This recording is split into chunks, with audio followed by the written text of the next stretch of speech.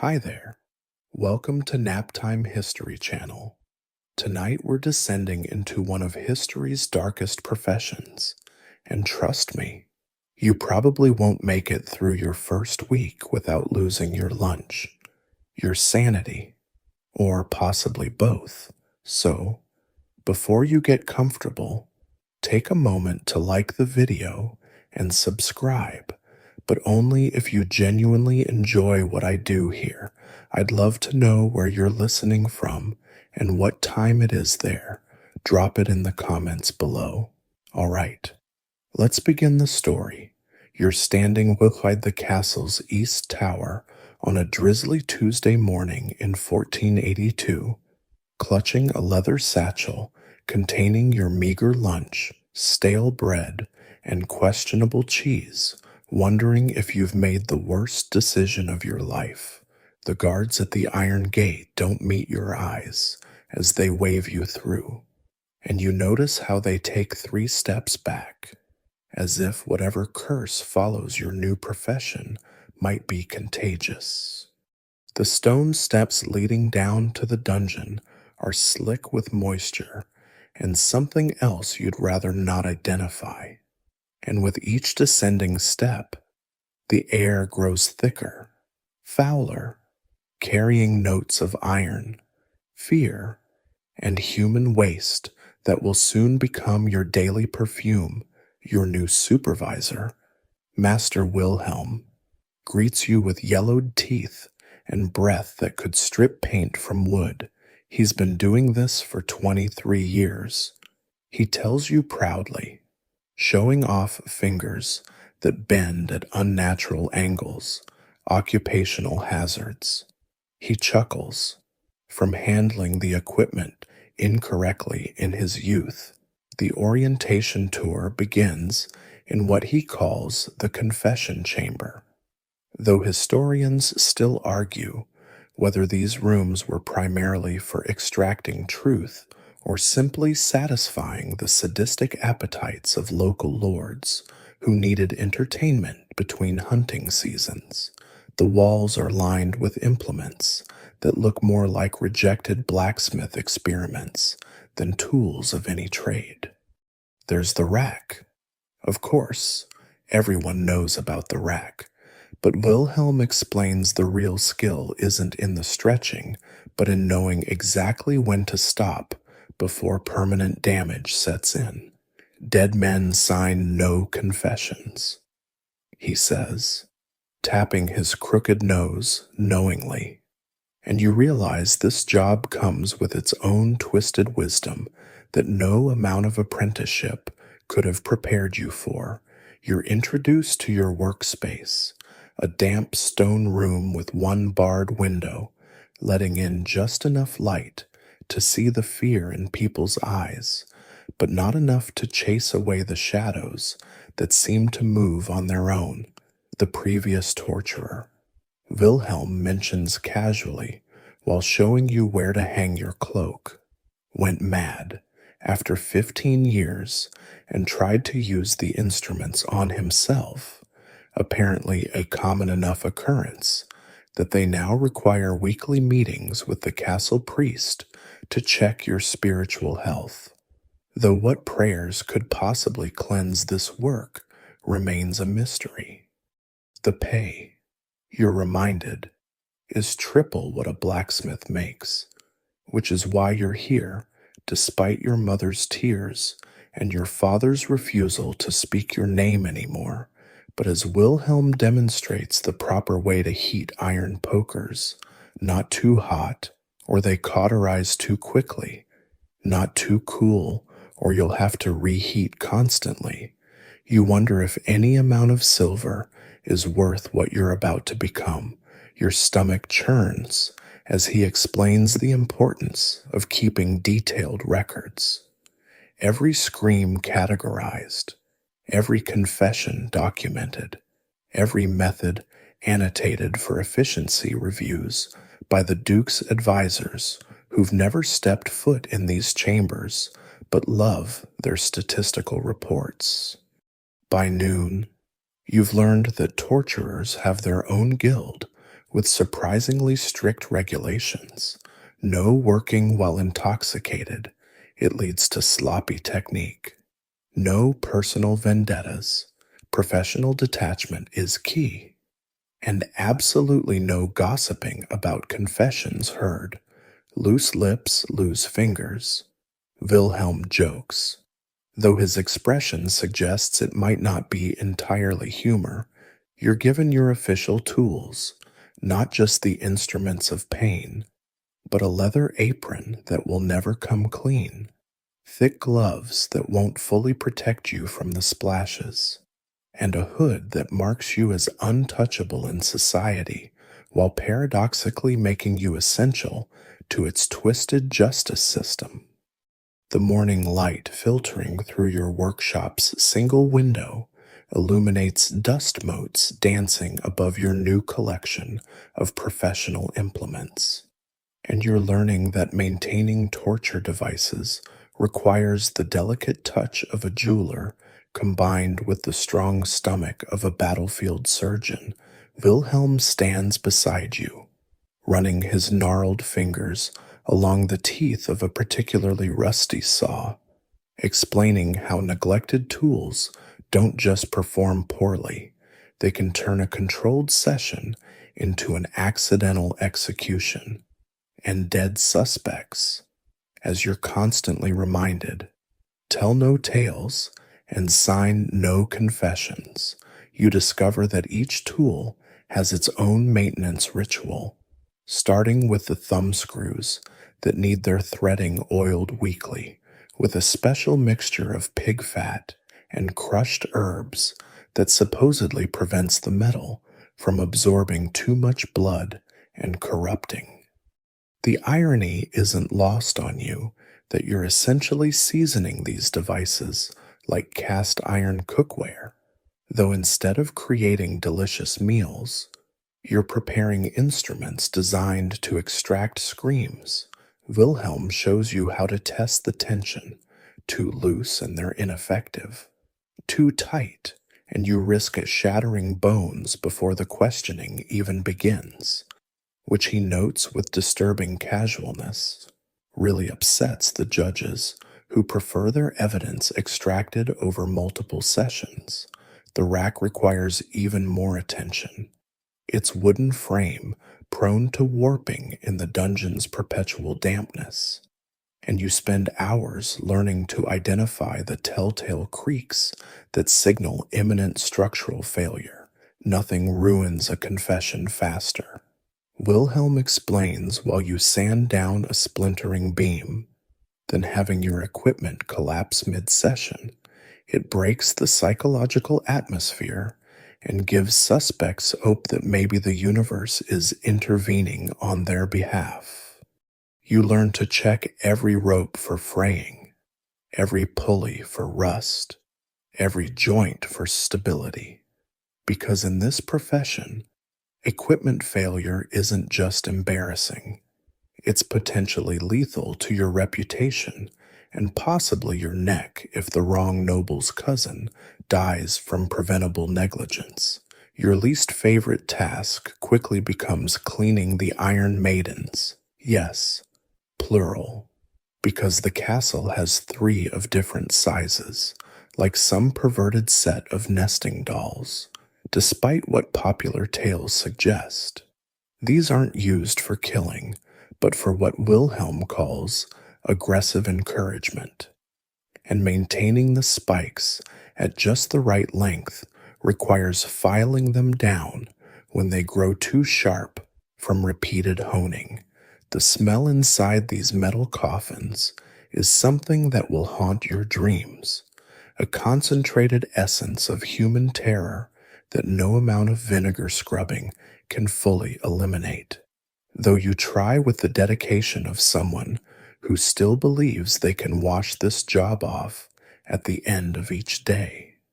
You're introduced to the concept of tool personality, which sounds absurd until Wilhelm demonstrates how different implements leave distinct marks that experienced inquisitors can read like signatures.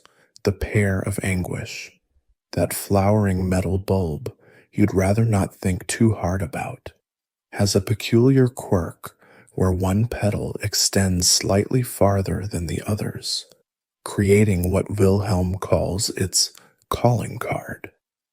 Every torturer's tools develop these quirks over time, he explains, and learning to work with them rather than against them is what separates the professionals from the ham fisted brutes who give the profession a bad name, as if it needs help in that department. The strappado equipment hangs from the ceiling like a grotesque chandelier, its ropes and pulleys requiring constant adjustment to account for victims of different weights and heights.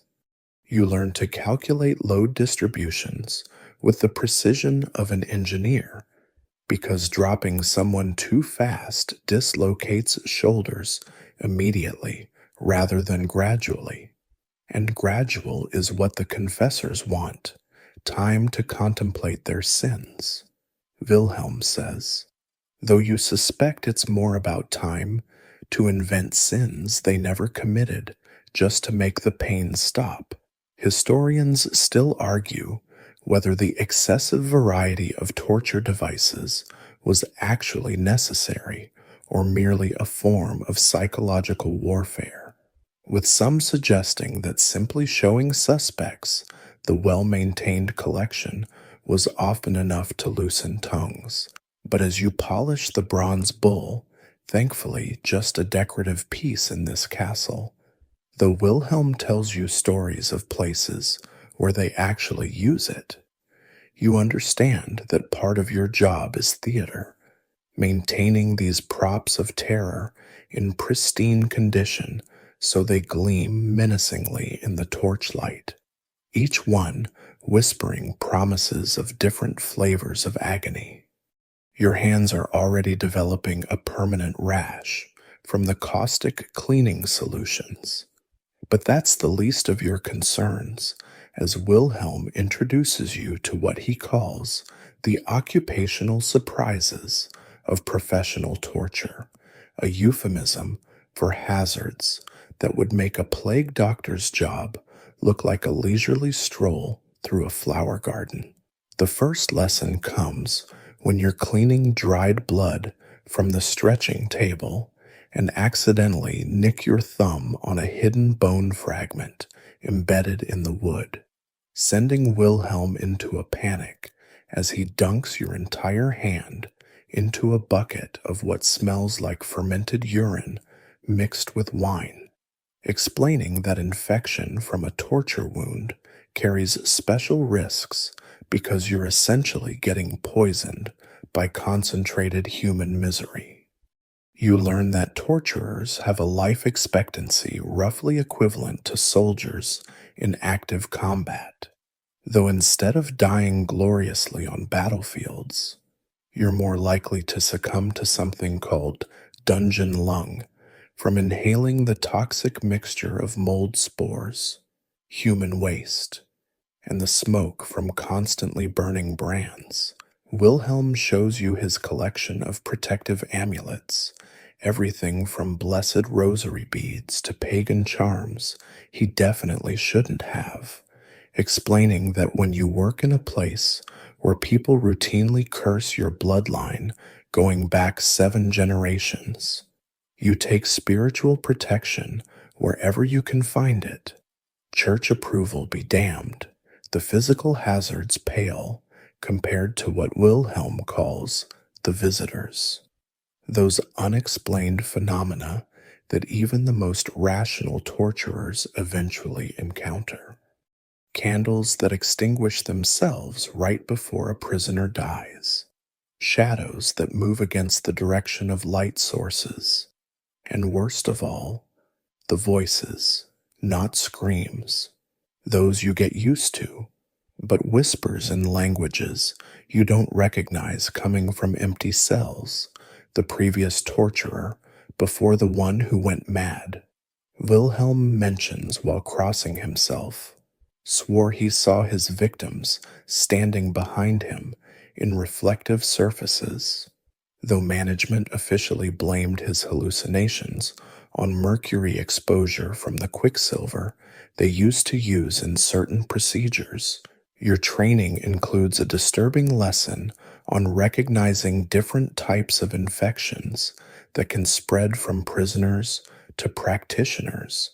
Apparently, desperate people bite, and human bites in a dungeon environment can turn gangrenous faster than you can say confession. And Wilhelm shows you scars on his forearms that look like someone took chunks out of him with a serving spoon, explaining that one particularly creative heretic managed to bite through his leather guards during a routine session.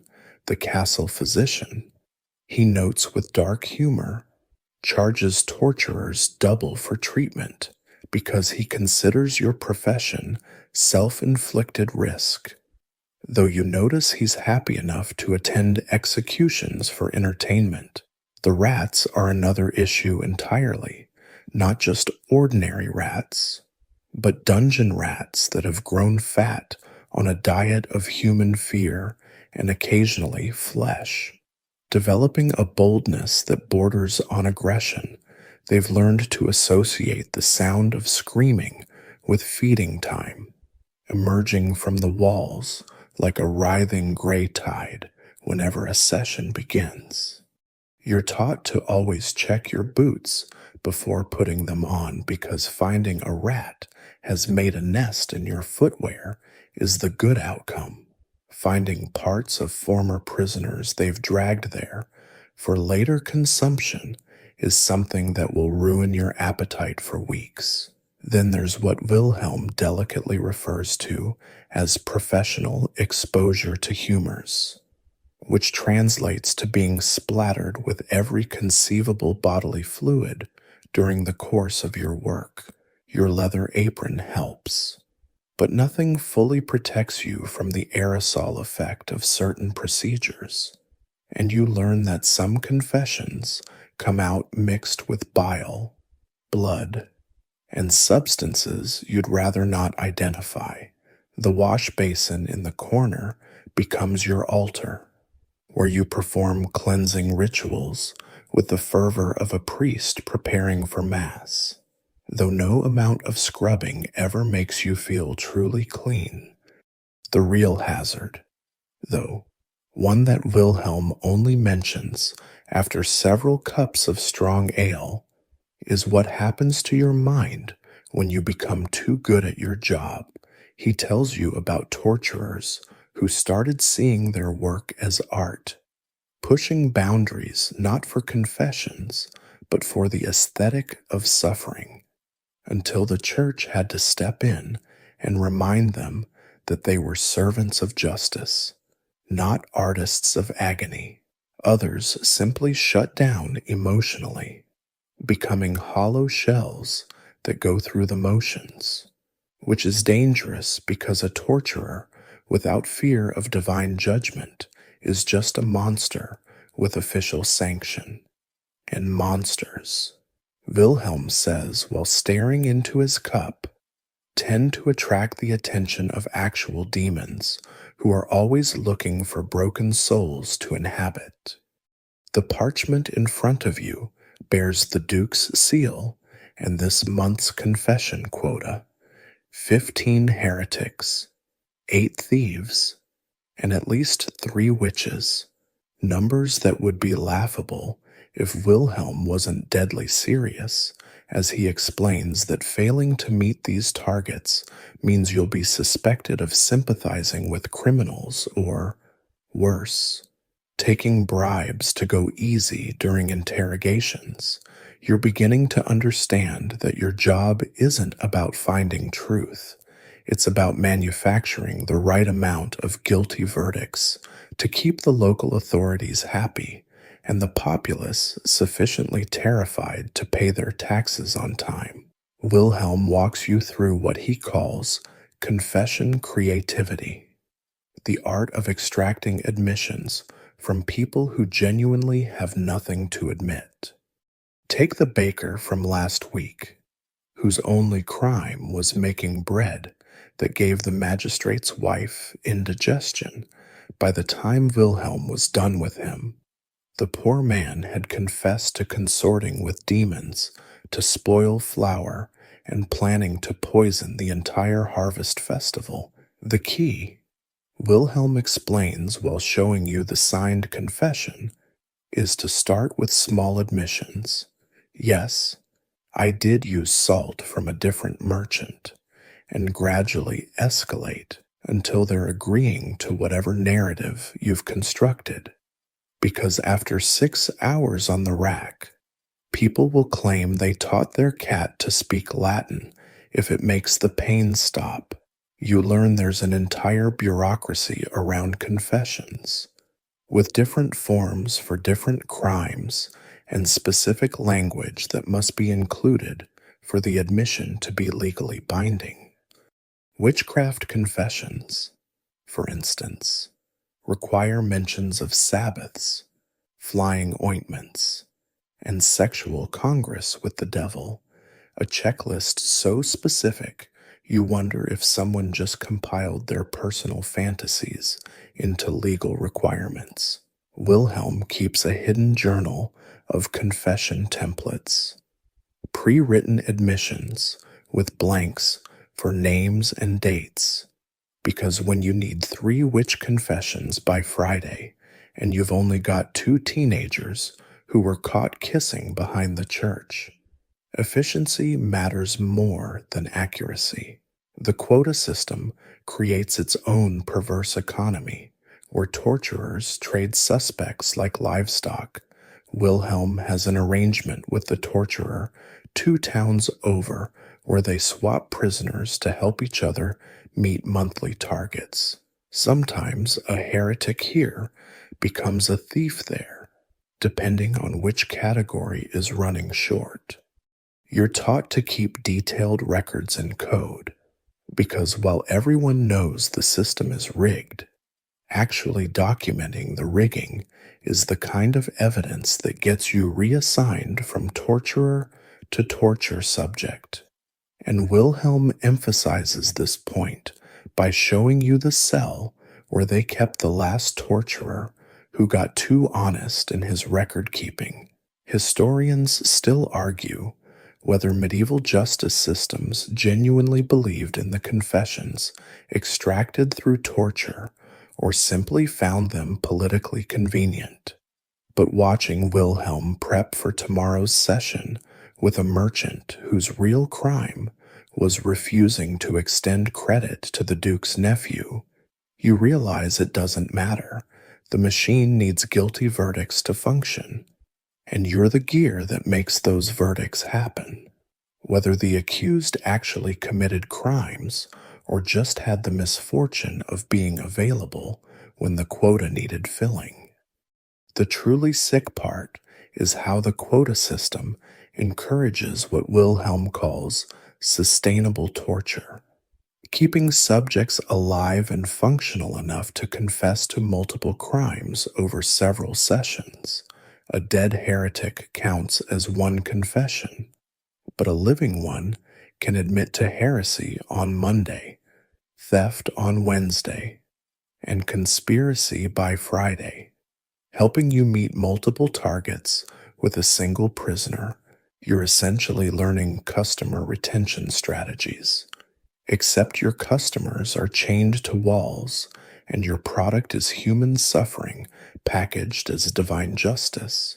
You notice Wilhelm's hands shake slightly when he explains how to identify quota fodder, people with no powerful connections who can disappear into the dungeon system without causing political ripples, vagrants, foreign merchants, elderly widows with property someone wants. These are the dungeon's bread and butter. The baker you'll work on tomorrow has no guild protection and his family can't afford a lawyer, making him perfect for whatever confession the magistrate needs this week. When you ask what happens if someone actually is innocent, Wilhelm laughs bitterly and says innocence is a luxury the quota system can't afford. Everyone's guilty of something, even if it's just being in the wrong place when the numbers need padding. The guild meeting, it takes place in a tavern's back room that reeks of stale beer and collective misery, where you're learning that professional torturers have the worst employee benefits package in medieval Europe. Starting with the fact that calling in sick is essentially admitting you're too weak for the job and probably in league with the criminals you're supposed to be breaking. Wilhelm introduces you to other guild members who all share the same hollow eyes and perpetual hand tremors, explaining that the guild exists not to protect torturers. Nobody protects torturers, but to ensure standards are maintained so the authorities can pretend this is all legitimate justice rather than organized sadism. Your compensation package, if you can call it that, includes free housing in the castle's least desirable quarter where the screams carry up through the floorboards, a clothing allowance that barely covers replacing blood-stained aprons, and access to the castle physician who, as previously mentioned, charges you double and treats you like you're personally responsible for every injury you're seeking treatment for. There's no retirement fund because torturers rarely live long enough to retire, and those who do are usually too mad or crippled to enjoy it anyway. Though the guild maintains what they optimistically call a widows and orphans fund that contains exactly 3 silver coins and a moldy piece of parchment promising future contributions. The health hazards you face daily would qualify you for hazard pay in any sensible profession, but sensibility fled this career path centuries ago. Instead, you get a monthly ration of protective herbs that are supposed to ward off dungeon diseases, but mostly just make your piss smell like rotting vegetables. When you develop the inevitable respiratory problems from inhaling torch smoke mixed with the various aerosols of human suffering, the guild's recommended treatment is to breathe through cloth soaked in vinegar, which helps about as much as trying to bail out a sinking ship with a thimble. Your social benefits are even worse than your health coverage.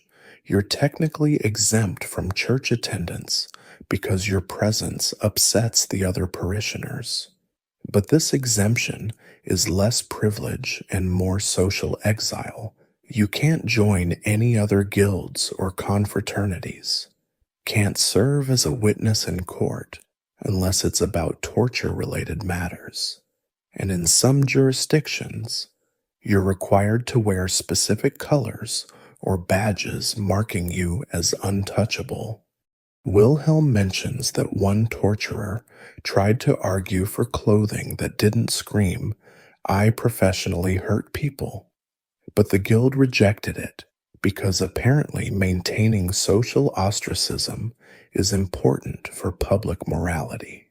Though whose morality benefits from treating necessary workers like lepers remains unclear, the marriage prospects for torturers make even grave diggers look like eligible bachelors. The guild actually maintains a matchmaking service of sorts, trying to pair up torturers' children with each other because nobody else will marry into these families. You're looking at a future where your dating pool consists of other people whose parents made their living extracting confessions, creating a hereditary caste of professional pain dealers who breed more of the same, because what else are they going to do? Wilhelm's own wife is a torturer's daughter from 3 towns over, and their children are already learning that other kids aren't allowed to play with them.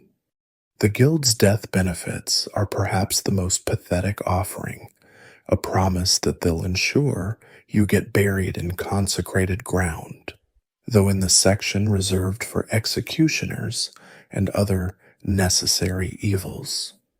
And they'll try to find a priest willing to perform last rites, though this often requires bribing clergy with amounts that exceed your annual earnings. Several members share stories of colleagues who died on the job and were essentially dumped in paupers' graves because their families couldn't afford proper burial, and the guild's emergency fund had been temporarily redirected to pay for the magistrate's nephew's wedding security.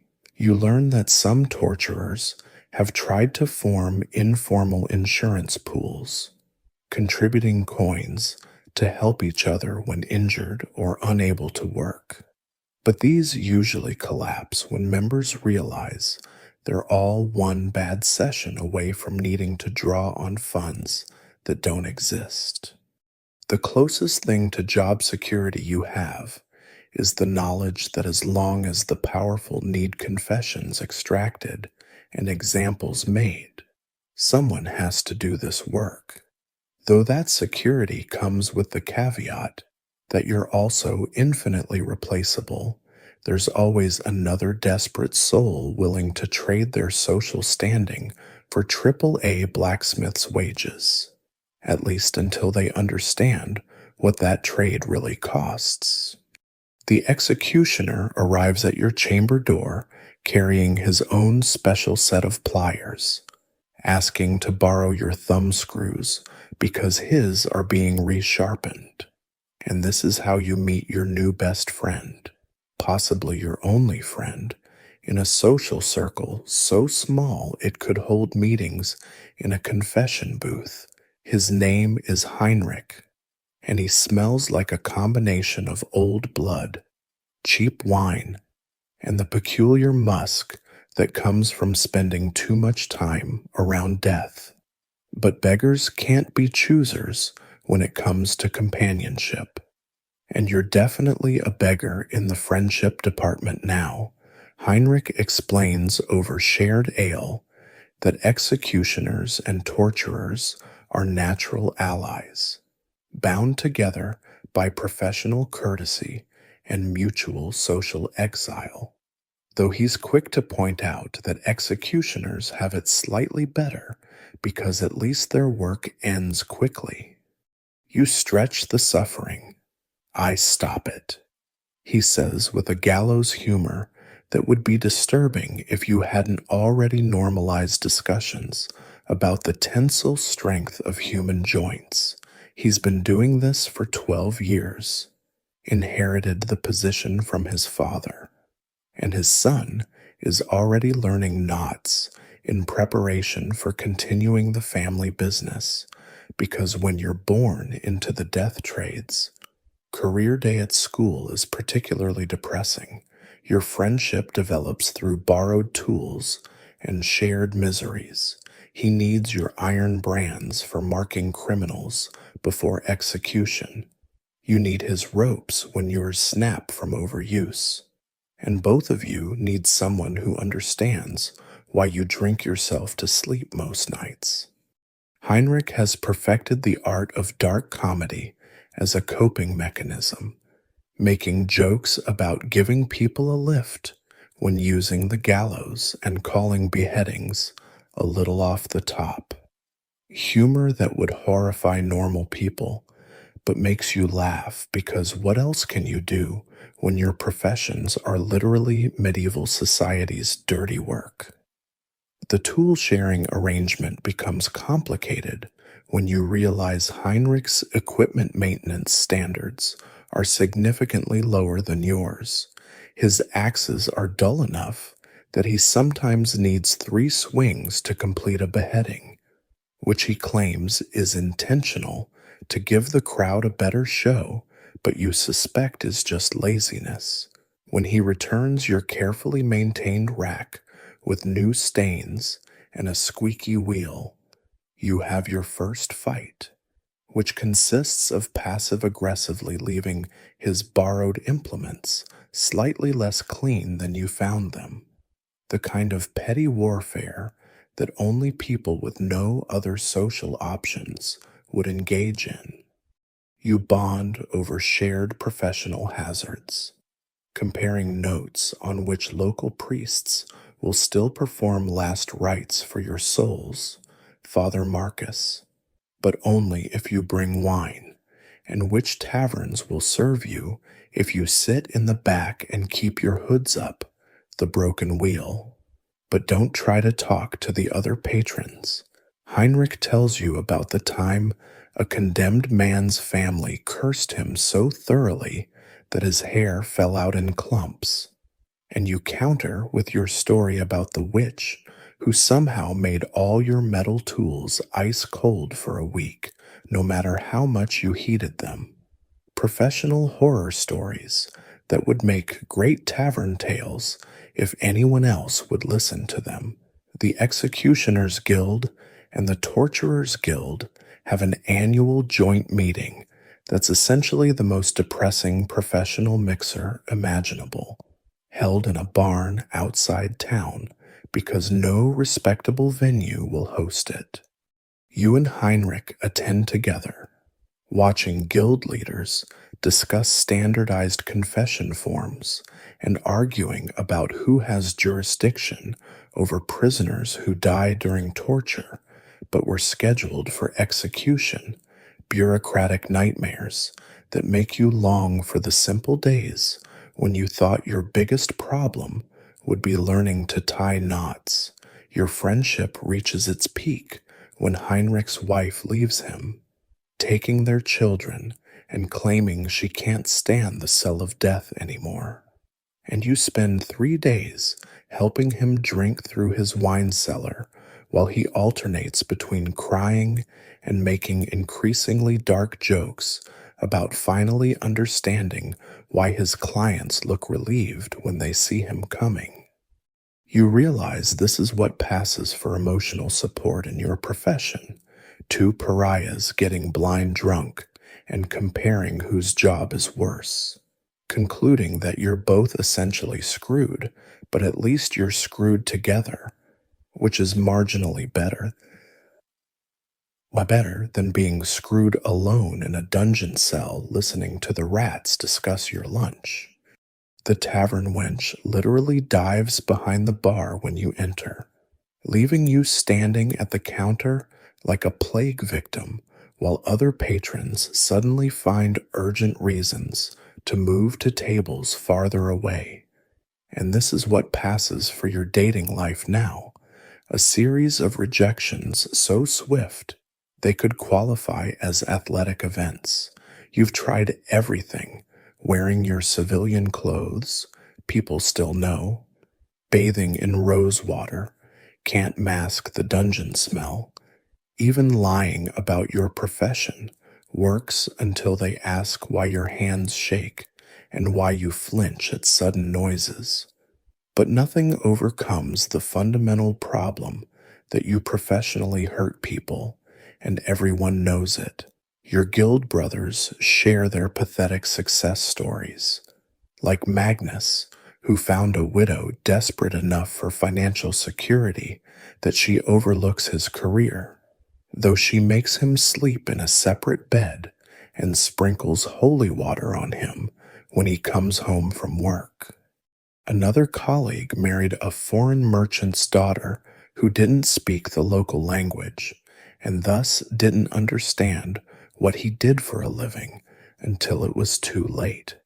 Though he admits the marriage became significantly colder once she figured out why neighbors crossed themselves when he walked by. The dating pool available to you consists of exactly 3 categories: other torturers' relatives, basically medieval professional inbreeding; women desperate enough that social exile seems acceptable compared to starvation; and what Heinrich delicately calls professional companions, who charge you triple their normal rates because apparently your money is cursed too. You tried courting the baker's daughter before you tortured her father, which in hindsight was probably poor timing. And now she throws rocks at you whenever you pass her family's shop, her aim improving with each encounter.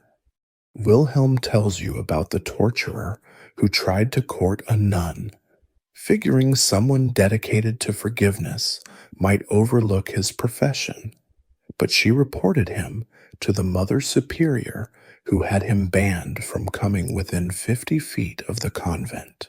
Another tried placing a marriage advertisement with a traveling merchant, offering a substantial dowry, but the only response came from a woman who turned out to be investigating whether he was single for her lawsuit about him torturing her brother. The dating scene for torturers makes lepers look like eligible bachelors. And at least lepers get sympathy. You attend a harvest festival dance, standing against the wall like a gargoyle while everyone else celebrates, watching couples spin past with expressions that shift from joy to horror when they recognize you.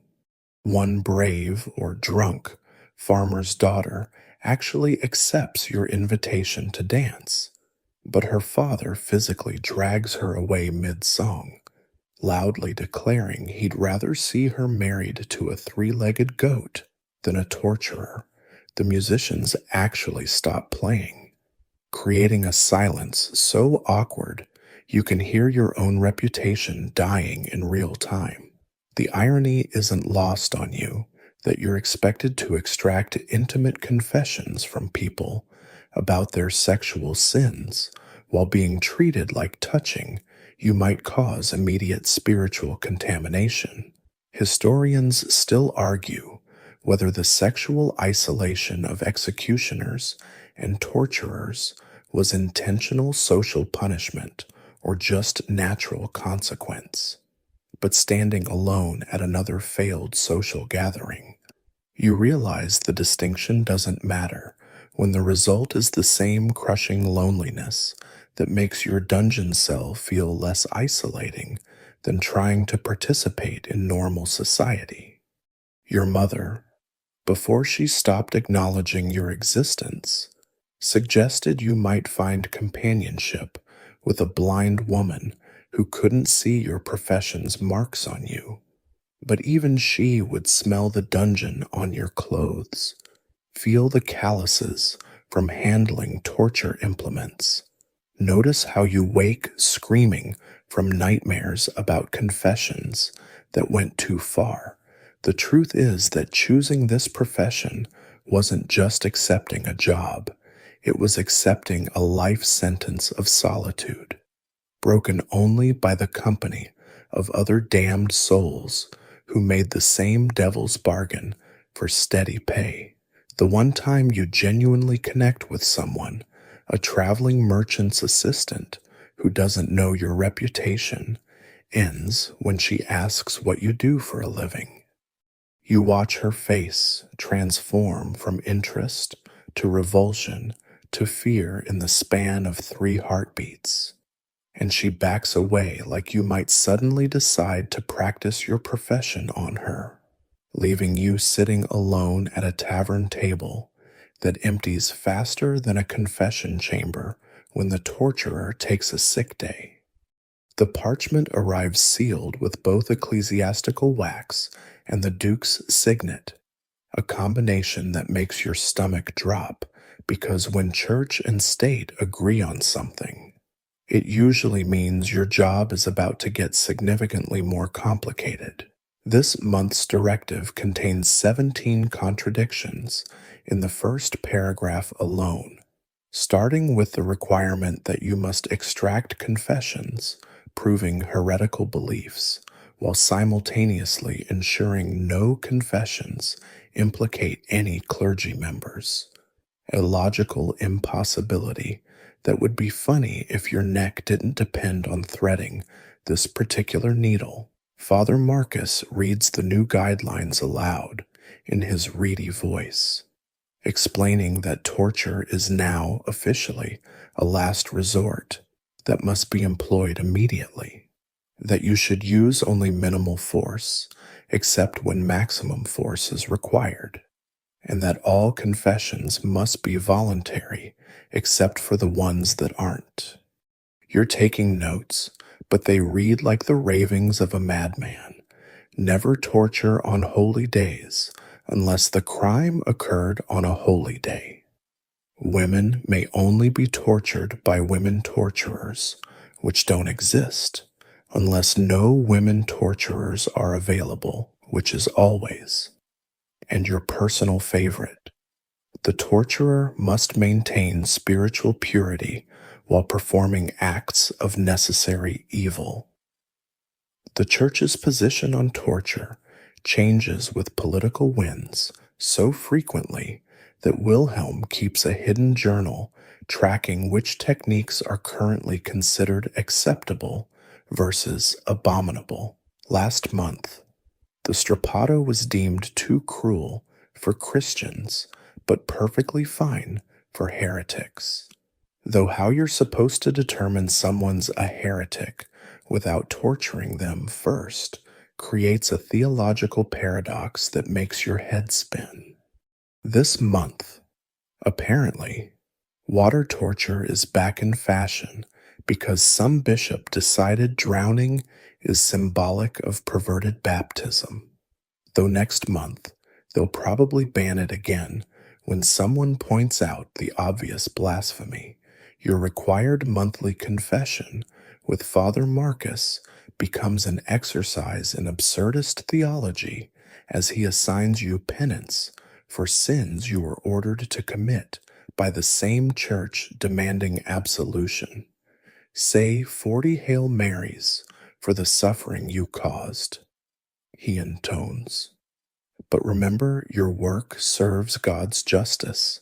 You want to ask how divine justice requires you to stretch people until their joints pop like festival firecrackers. But questioning theological logic is the kind of heretical thinking that lands people in your professional care. So you nod and accept your penance like the good Christian torturer you're supposed to be.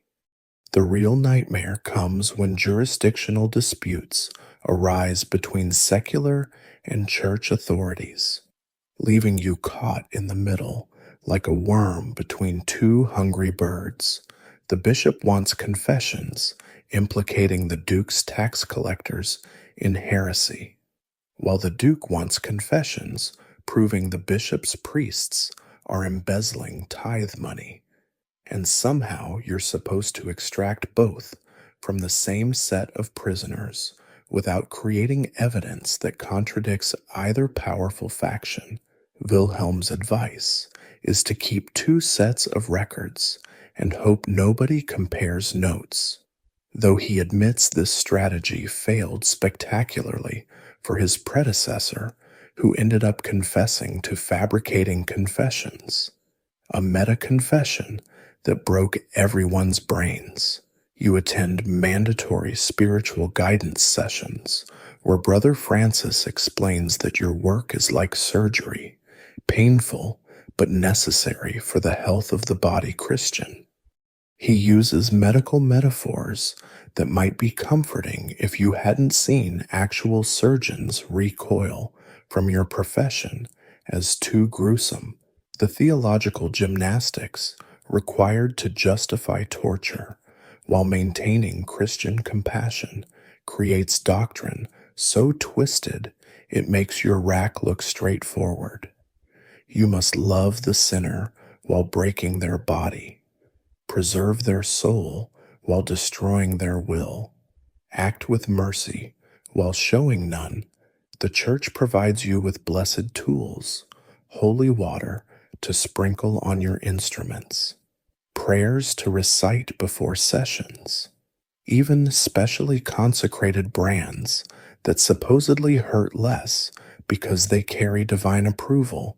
You're not sure if the irony is intentional when they give you a Saint Sebastian medal, patron saint of archers and plague victims, for protection, considering Sebastian was tortured to death and you're the one doing the torturing.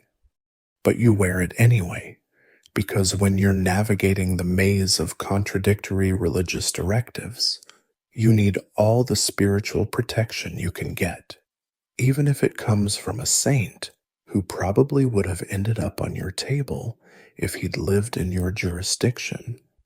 The first dead rat appears nailed to your door on a Tuesday, its entrails arranged in what might be letters if you squint, though whether it's meant to spell demon or die depends on your interpretation of rat intestine calligraphy. This is how your neighbors say good morning now, with creative arrangements of deceased rodents, spoiled vegetables that seem to find their way onto your doorstep with mathematical precision, and the occasional bucket of human waste positioned just right to drench you when you open your door. Because apparently even your neighbors have developed expertise in torture, just the social variety, your landlord, who charges you triple rent because cursed tenants require special considerations, helpfully explains that the previous 3 torturers who lived here all experienced similar welcomes. The one got creative and started collecting the dead animals to supplement his dinner ingredients. The neighborhood children have made a game of running past your window shrieking, "Torturer, torturer, soul of Satan's creature," in a sing-song rhyme that would be adorable if it wasn't accompanied by thrown stones and the occasional flaming bag of what you hope is just dog excrement. The baker, whose confession you extracted last month, has mobilized the entire street against you, though honestly you can't blame him. It's hard to maintain neighborly relations with someone you stretched until they admitted to fornication with demon-possessed bread dough. His wife now times her chamber pot emptying to coincide with you walking past, achieving an accuracy that suggests she's been practicing, while their son has drawn surprisingly detailed pictures of you being tortured by giant bread loaves, showing artistic talent that might have a future if it wasn't focused on depicting your gruesome demise. You try leaving peace offerings, fresh eggs, a small coin, even a carved wooden toy for the children, but they disappear overnight, only to reappear days later, transformed into weapons against you. The eggs return rotten, launched at your walls with trebuchet-like precision. The coin shows up melted and reformed into a crude, miniature torture device left on your windowsill. The wooden toy comes back with pins stuck through it, like a voodoo doll, which would be concerning if you didn't already have bigger problems than amateur witchcraft. The local merchants have developed an elaborate system of serving you that maintains their Christian duty to provide goods while expressing maximum contempt. The butcher throws your meat purchases like he's feeding dangerous animals. The cloth merchant holds fabric with tongs when you browse, and the candle maker insists you leave your money in a bowl of holy water before he'll touch it. You've learned to shop at dawn when fewer people are around to perform their elaborate displays of disgust, though even then you sometimes find your purchases mysteriously spoiled by the time you get home, as if your touch corrupts everything through some kind of professional contamination. Your attempts at normalcy fail spectacularly, like when you tried to help the elderly widow next door carry her groceries, only to have her scream so loudly that half the street came running with clubs and farm tools, ready to defend her from whatever torture-related horror they assumed you were inflicting. The irony that you were actually trying to help gets lost in the mob mentality, and you retreat to your house while neighbors debate whether touching something you've touched requires immediate blessing or just thorough washing. Historians still argue whether the social isolation of medieval torturers was primarily self-protection by communities or deliberate ostracism as moral punishment. But living through your fourth mysterious house fire that definitely wasn't set by angry neighbors, you realize the academic distinction doesn't matter when you're beating out flames at 3 in the morning.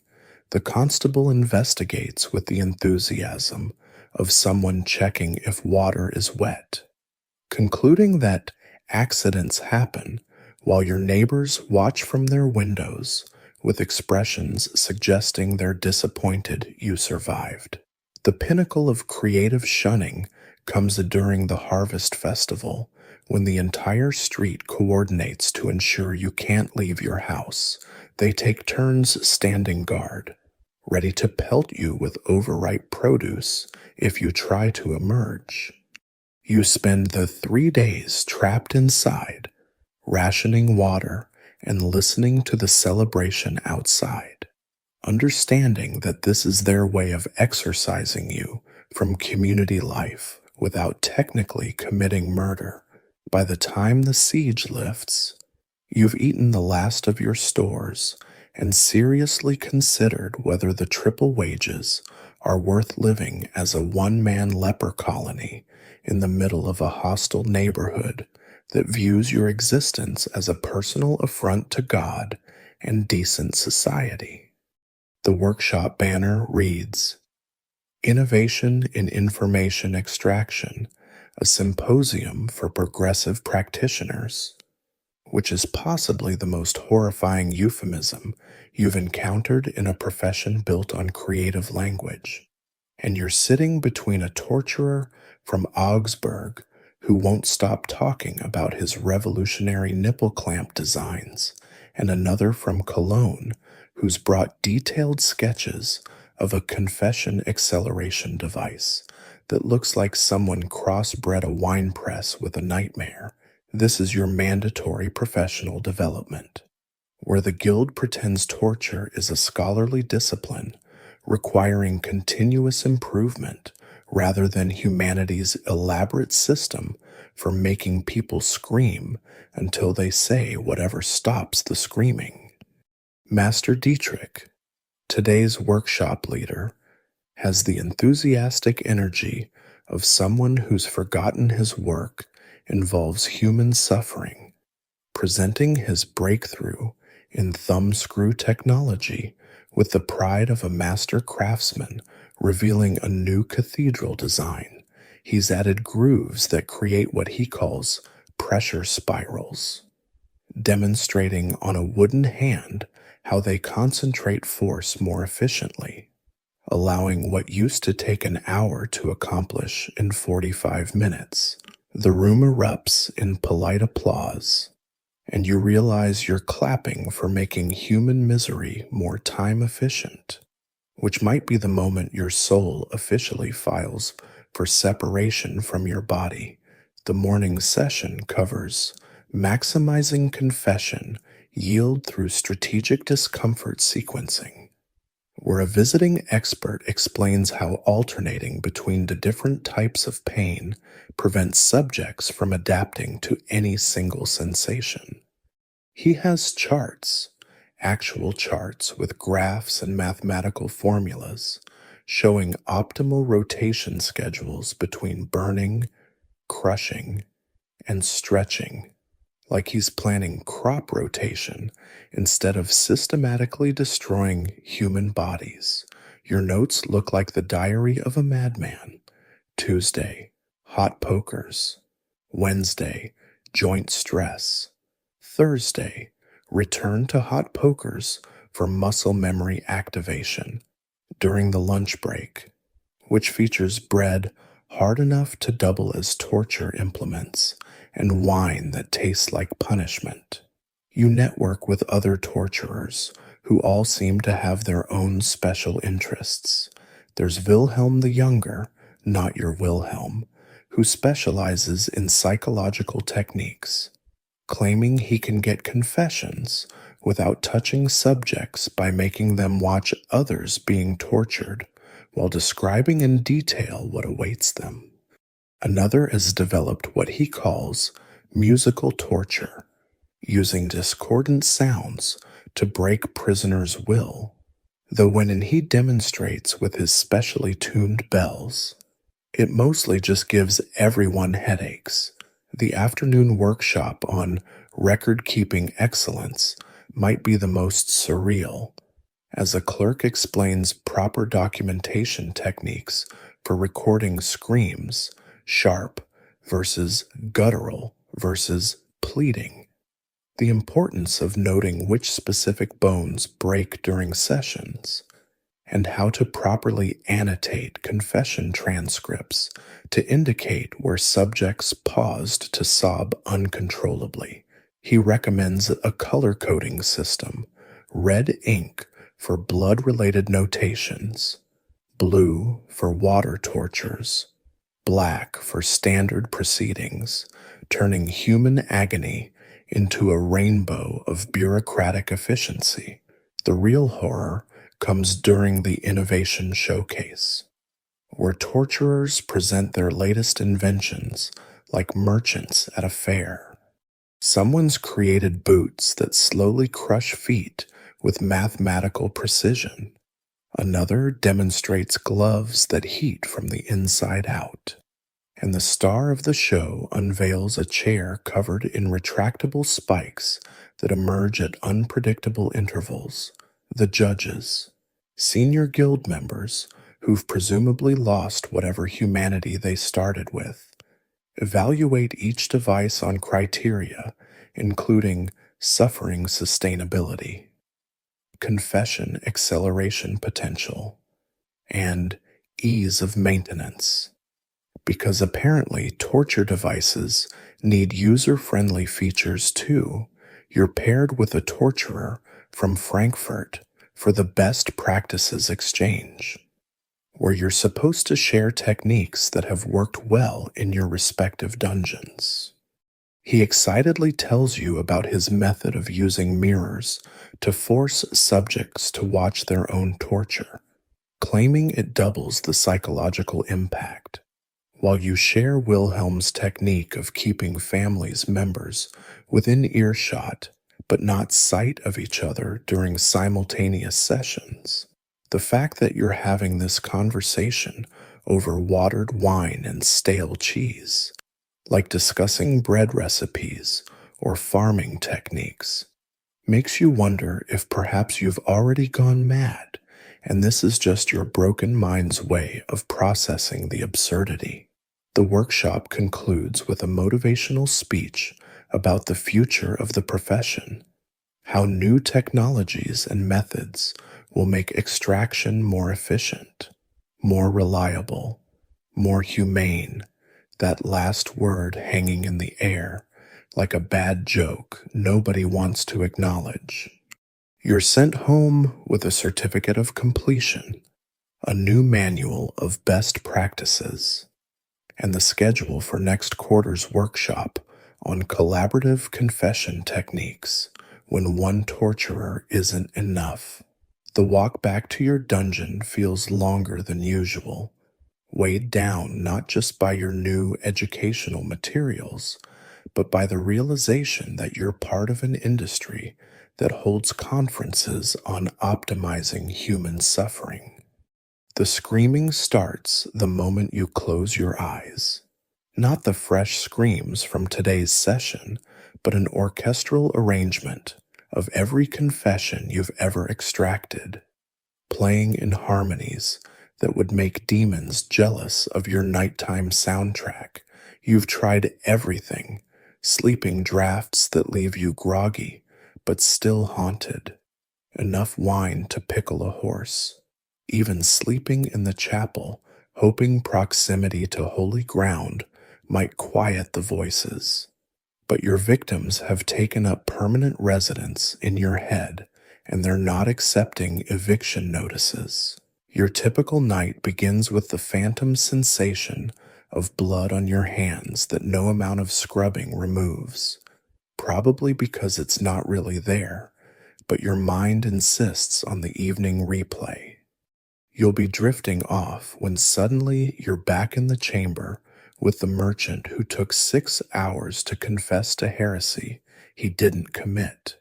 Except in the dream, he's asking why you didn't stop when he told the truth the first time. And you have no answer that doesn't sound like, I needed to meet my quota. These conversations with the dead and broken are particularly frustrating because they refuse to follow dream logic. They remember everything with perfect clarity and aren't interested in your excuses. Wilhelm warned you about the sleep problems, but failed to mention the specific cruelty of how your brain categorizes victims.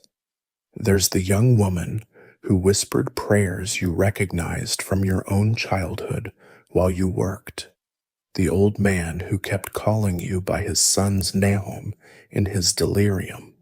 And worst of all, the teenager who simply stared at you with eyes that said he understood this was just your job, but hated you for choosing it anyway.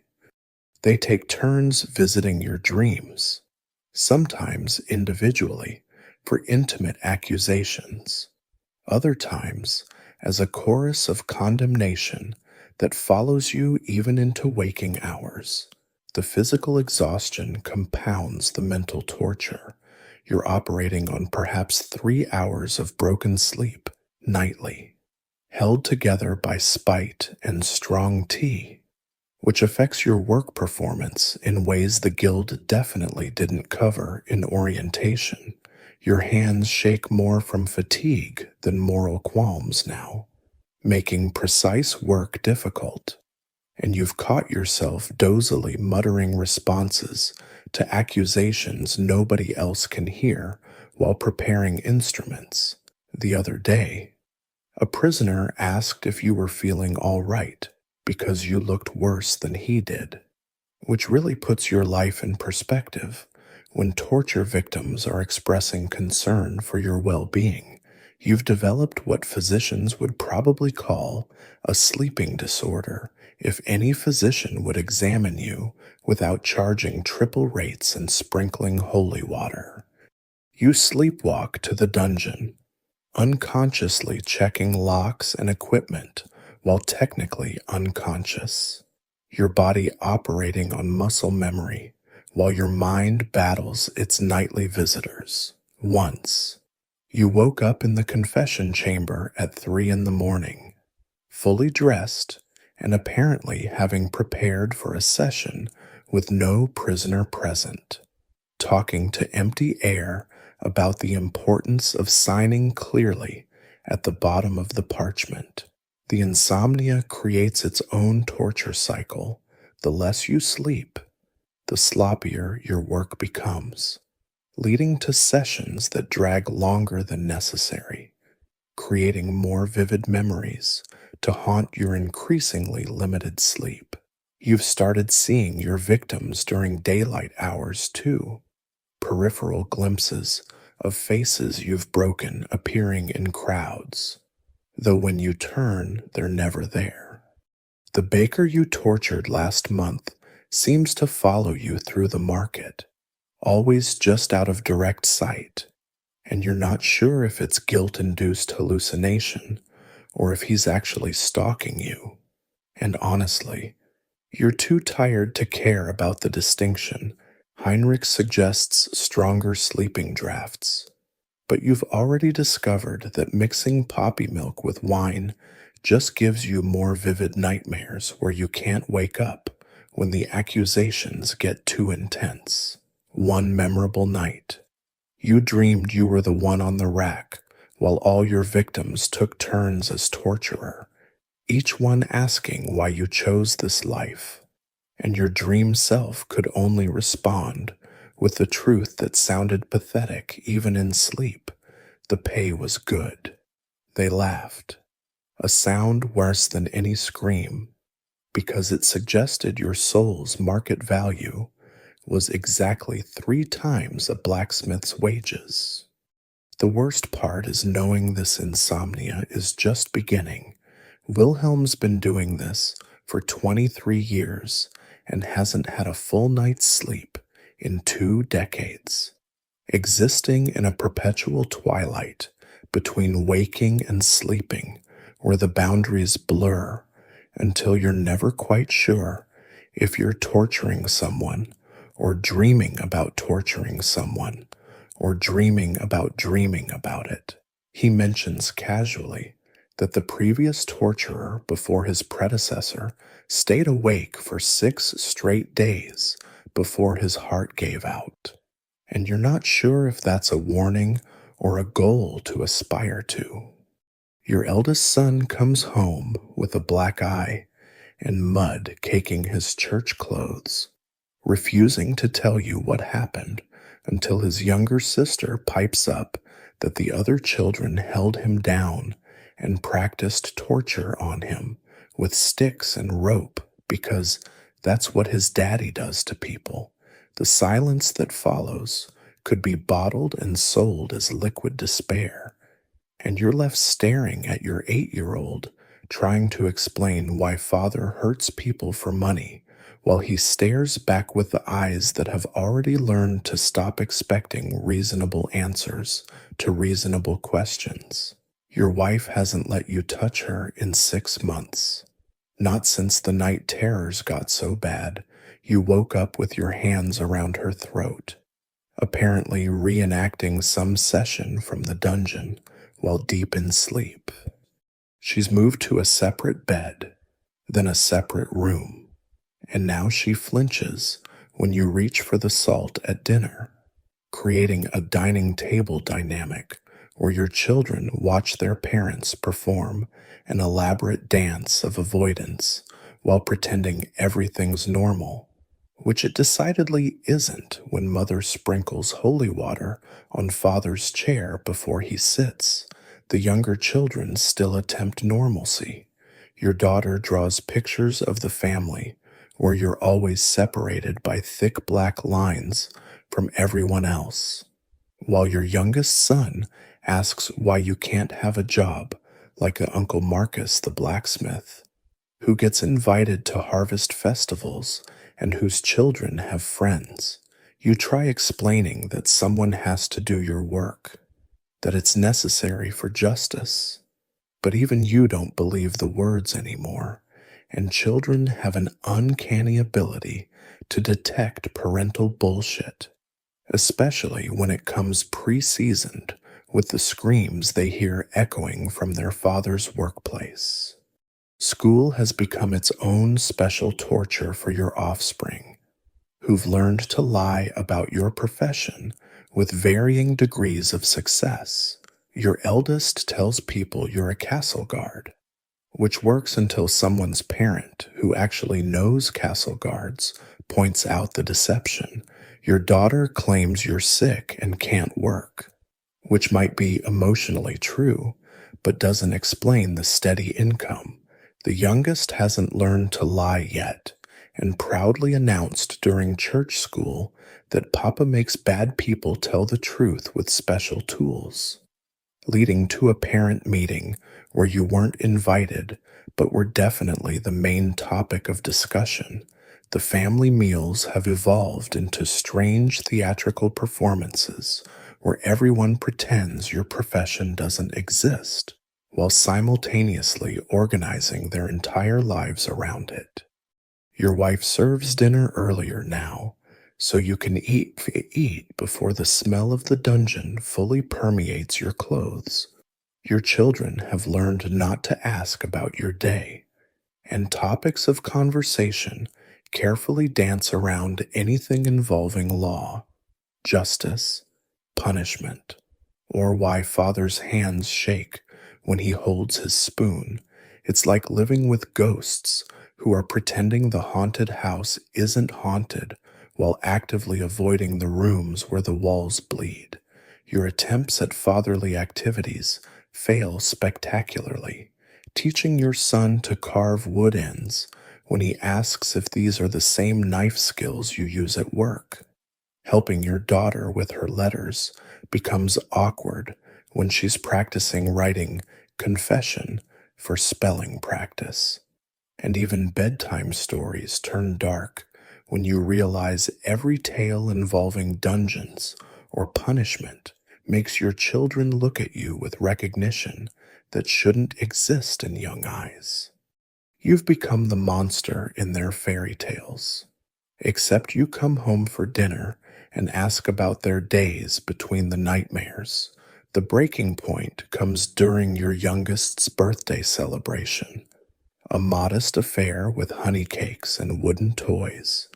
When the neighbor's children who were invited suddenly remember urgent chores at home after seeing you, your son blows out his candles alone, except for family, his wish probably involving a different father, while your wife maintains her brittle smile and your other children pretend this is normal. This isolation that seeps through generations like inherited sin, you realize your professional choices haven't just damned you, they've created a family curse that marks your children as untouchable as surely as if you'd branded them with your torture irons. Historians still argue whether the social stigma attached to executioners and torturers' families was legally mandated or simply cultural evolution. But watching your daughter eat her lunch alone at church school because the other parents have warned their children away, you understand the distinction doesn't matter. Your children are serving a life sentence for your career choice. Growing up in a social prison you've constructed with every confession extracted, every session completed, every scream you've orchestrated in the name of justice that feels increasingly like injustice to everyone who shares your cursed name. The guild meeting about retirement planning feels like a comedy performance where everyone's forgotten it's supposed to be funny. Starting with Master Wilhelm, not your Wilhelm, explaining that the average torturer retires at never because they're either dead, mad, or too broken to leave the profession. He's brought charts showing career longevity statistics that would depress a plague doctor. Most torturers don't make it past 40. Those who do are usually missing significant body parts or mental faculties, and the lucky few who reach 50 are typically found talking to walls in monastery cells where understanding brothers pretend the conversations make sense.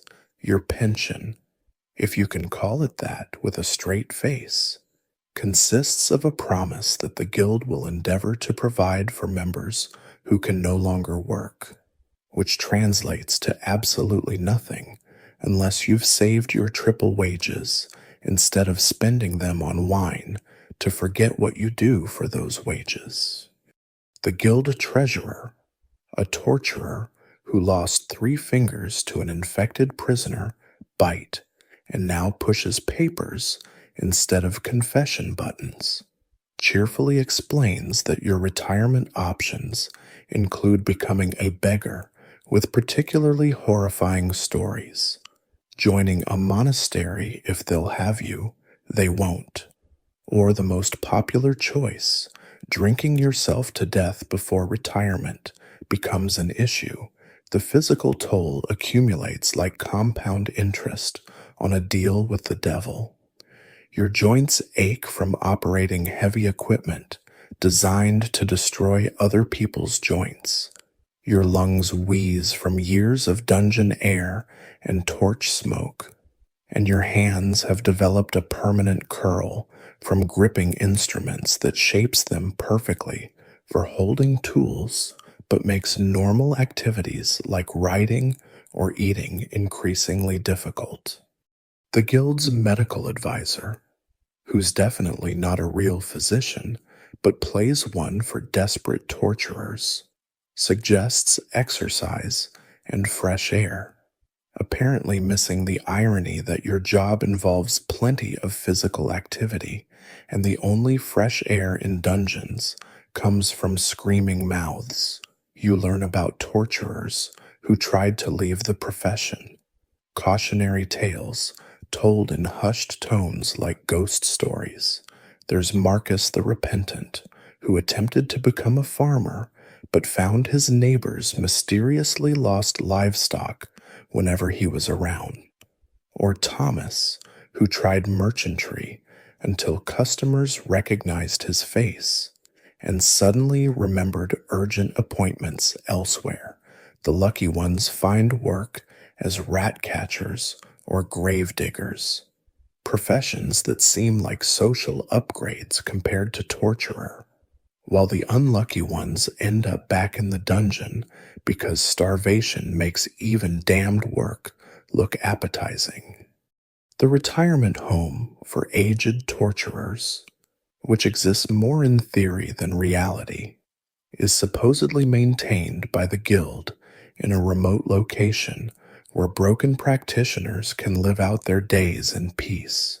Wilhelm knows someone who claims to have visited, describing it as 3 rooms above a tavern where confused old men reenact torture sessions on furniture while a resigned caretaker makes sure they don't hurt themselves.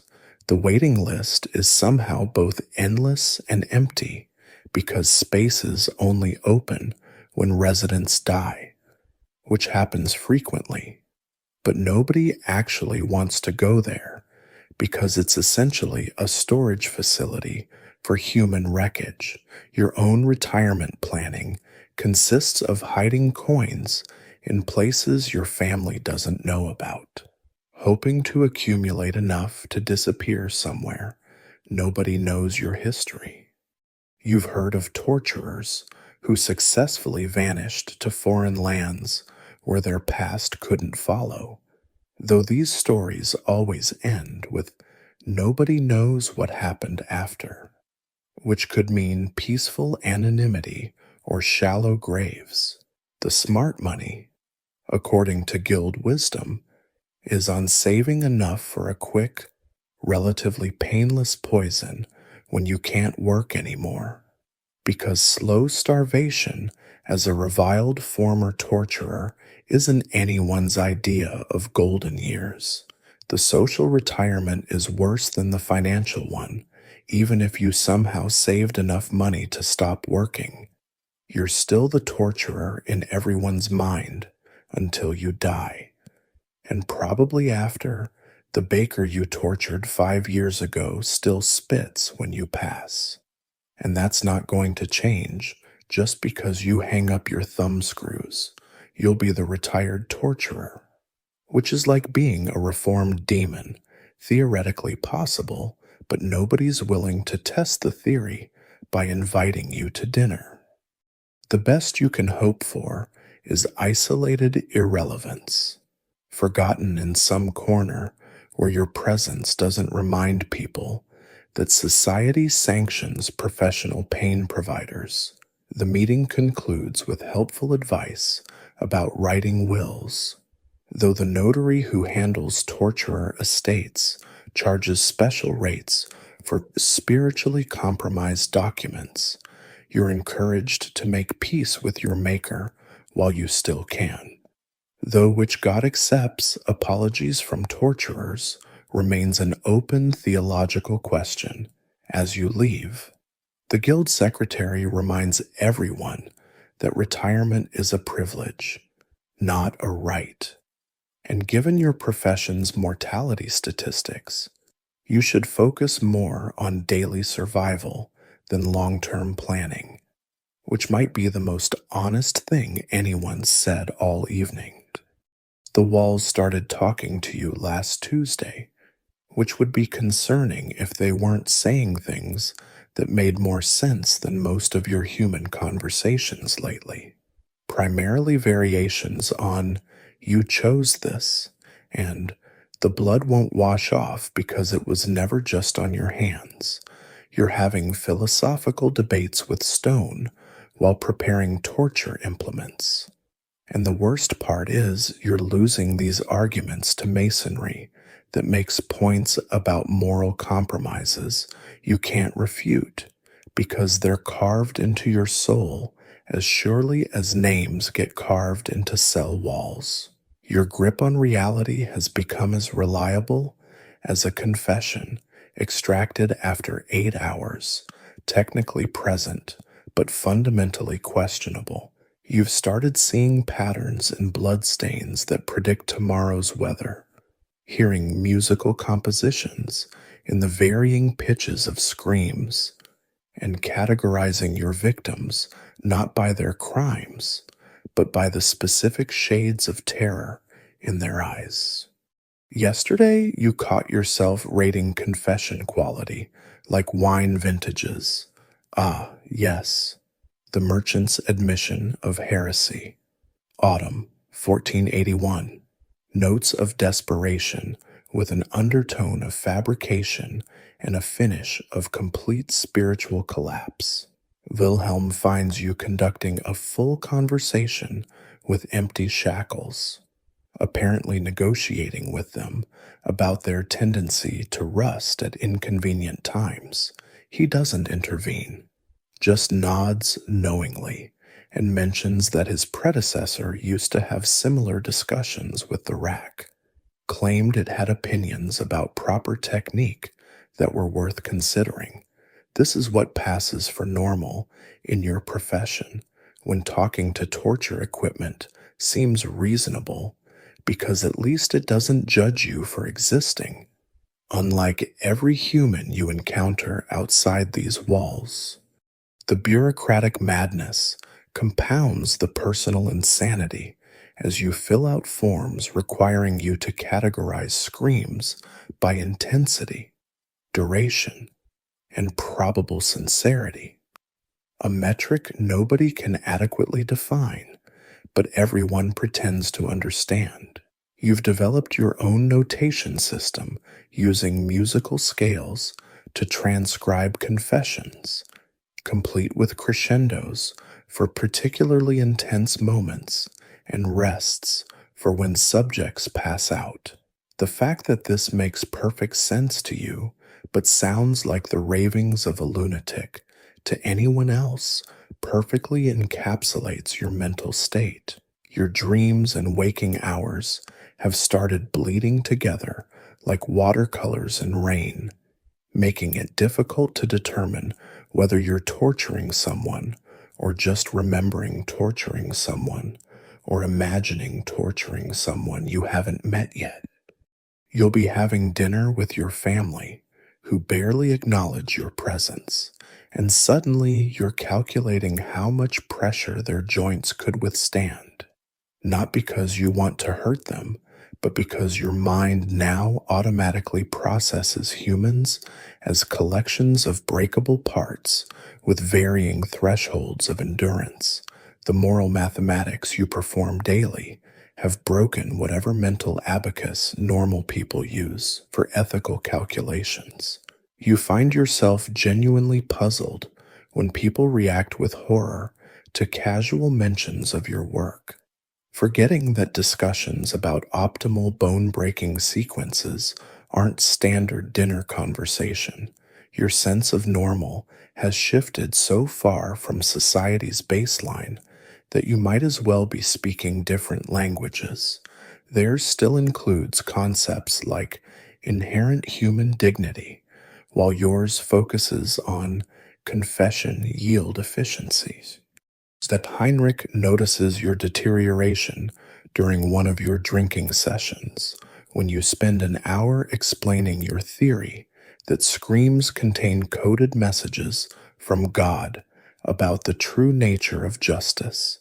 Complete with diagrams drawn in spilled wine, he doesn't argue, just pours another round and shares his own theory about how the weight of souls can be measured by how quickly bodies drop during hangings. This is what friendship looks like at the bottom of society's moral hierarchy. two madmen validating each other's delusions because the alternative is acknowledging you've both gone irreversibly insane. The final strand of sanity snaps during a particularly brutal session where the subject, a scholarly type accused of translating banned texts, starts correcting your Latin pronunciation while being stretched. The absurdity of receiving grammatical instruction during torture breaks something fundamental in your mind, and you find yourself laughing, not cruel laughter, but the genuine mirth of someone who finally understands the cosmic joke of their existence. You're a professional destroyer of bodies, discussing verb conjugations with your victim while his joints separate. And if that's not proof that reality has fundamentally broken, nothing is. The confession booth smells of frankincense and fear sweat, mostly yours, as you kneel before Father Marcus for what you both know will be your final confession, your body racked with the coughing that's been bringing up blood for weeks now, a parting gift from the dungeon's toxic air and your liver's decades-long battle with wine. The words tumble out like prisoners fleeing a burning building. Every name you remember, every false confession you extracted, every moment you chose efficiency over mercy, while the priest's silence grows heavier with each admitted sin. You're 53, which makes you ancient for a torturer, and your body is a catalog of professional consequences, fingers that won't straighten, lungs that rattle like dice in a cup, skin bearing scars from every infected splash and desperate prisoner's attack, and a mind so fractured that confessing to a priest feels like talking to another fragment of your broken psyche. Father Marcus doesn't offer absolution immediately. Even priests have limits. Instead, asking if you truly repent or just fear hell, a question you can't answer because after decades in the dungeon, you're not sure there's a difference between your workplace and eternal damnation. The litany of names continues, some crystal clear in memory, others blurred by time and wine, but all equally damned. The baker who confessed to witchcraft because you wouldn't stop. The merchant who invented heresies to make the pain cease. The young woman who whispered prayers you recognized while you broke her fingers one by one. Each name is a weight on your chest, making breathing harder.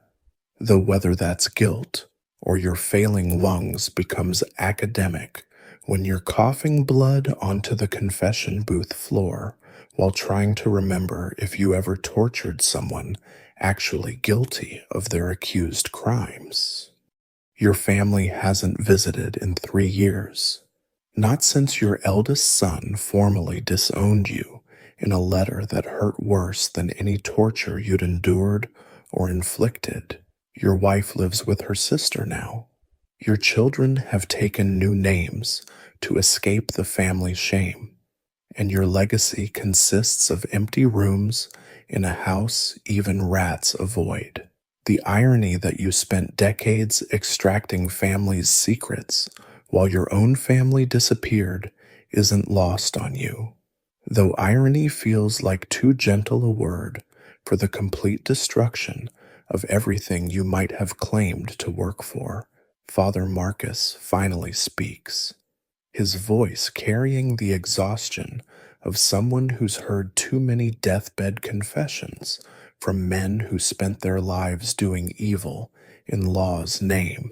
He assigns penance, prayers numbering in the thousands, pilgrimages you'll never complete, acts of charity impossible for someone everyone runs from, but you both know these are formalities. The real question hangs between you. Can God forgive someone who chose to become an instrument of suffering for steady pay? The priest doesn't answer directly, just mentions Christ forgave his torturers from the cross, though you notice he doesn't say whether that forgiveness was accepted. You confess the worst truth last, that you became good at it, developed pride in your craft, felt satisfaction when a difficult subject finally broke, experienced professional pleasure in perfecting techniques that destroyed people more efficiently.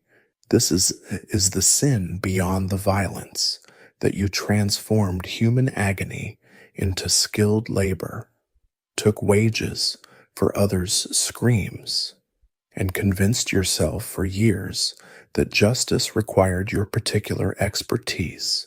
The priest's breathing becomes shallow as you describe innovations you developed, improvements you suggested, the workshop presentations where you shared methods for maximizing pain while minimizing visible damage. Heinrich is the only one who visits your deathbed, bringing wine you can no longer swallow and stories about recent executions you pretend to care about. He mentions the new torturer is young, eager, asking questions about your old techniques, and you try to warn him, but only manage to cough blood and fragments of words that might be don't, or might be damn, or might be nothing at all. Your final coherent thought is wondering if your victims felt this same chest-crushing panic when they realized words wouldn't save them, though at least they had someone listening to their last moments. Even if that someone was you, the end comes at night, alone, except for the voices that have kept you company for decades, a chorus of the broken singing you into darkness with accusations that sound increasingly like lullabies. Your last vision is of all your victims standing around your bed, not angry anymore, just tired, waiting to escort you to whatever justice awaits professional torturers. You reach for them with hands that extracted countless false confessions, hoping someone will take them, forgive them, or at least understand them. But you die still reaching, your final confession unsigned, your last breath a question mark in the shape of a scream, and so passes another torturer, unmourned and unremembered, except in nightmares, leaving behind only witness statements written in scar tissue and a profession that will consume another desperate soul tomorrow. The dungeon welcomes its new master, while the old one discovers whether the afterlife has professional standards for those who made their living from pain. History will record your confessions, extracted but not your own, a ledger balanced in screams that echoes long after your hands stop shaking. In the end, you were right about one thing: nobody survives being a medieval torturer. You just die slowly, one confession at a time, until there's nothing left to confess except the truth that you chose this. Every morning for 30 years you chose this. And that's the one confession no amount of torture could have extracted, because you gave it freely for triple a blacksmith's wages. The night settles over the castle like a burial shroud, and somewhere in the dungeon, new screams begin their nightly serenade, but you're beyond hearing them now, finally free from the stone walls that became your real prison. Your body lies still in a bed that will be burned tomorrow. Nobody wants a torturer's deathbed, while your soul faces whatever judgment awaits those who served earthly justice with unholy means. Perhaps there's mercy even for torturers.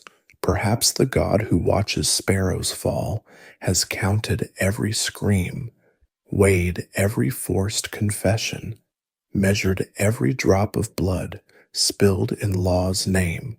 Or perhaps hell is simply an eternal dungeon where former torturers experience their own methods forever.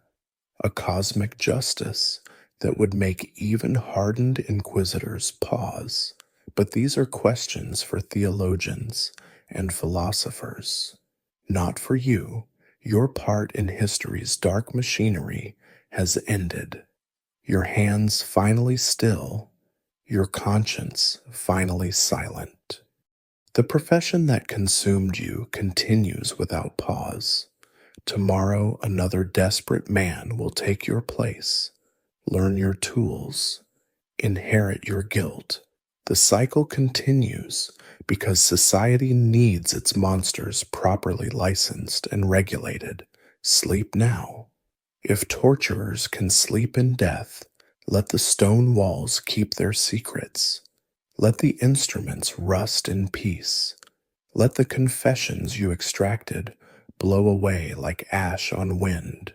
Your account is settled in the only currency that ultimately matters: a life spent, a soul sold, a death alone. The moon rises over the castle, indifferent to human suffering as always. In the morning, they'll post a notice seeking a new torturer. The pay will be triple a blacksmith's wages. Someone will take the job, thinking only of the money, not knowing they're trading their soul for silver that will never wash clean. But that's tomorrow's tragedy.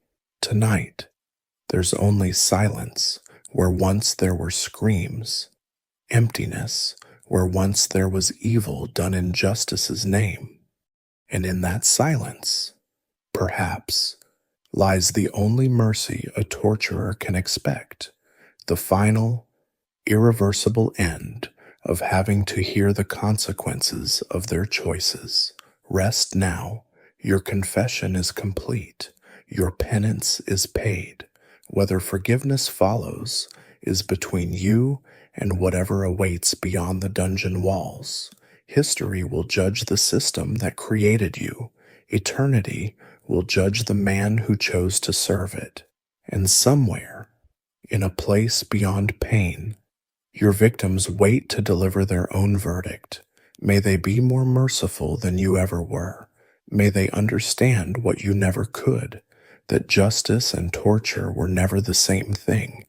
No matter what the law claimed, no matter what the church blessed, no matter how many confessions you extracted, the story ends as it began, with a choice. You chose the dungeon, you chose the triple wages, you chose to make your living from others dying.